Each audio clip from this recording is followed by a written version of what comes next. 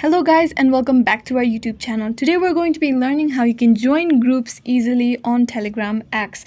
But before that, remember to support the channel by hitting the like, subscribe and turning on your notification bells to get notified every time we post. Let's get started. First, you're going to open the Telegram X app on your phone.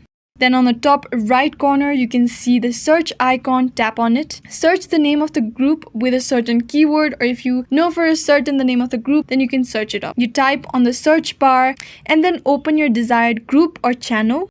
If it's a channel, then you will see a follow button at the bottom of your screen. You tap on it and all the data posted by the channel admin or the group admin will be available to you easily through your own messages window. As you can see on my chat section, since I've started following this group called News 18 Hindi, any new posts or links sent by the admin in this group chat will be available to me easily. I hope this helps you out. If you have any questions, let us know in the comments down below, and thanks for watching.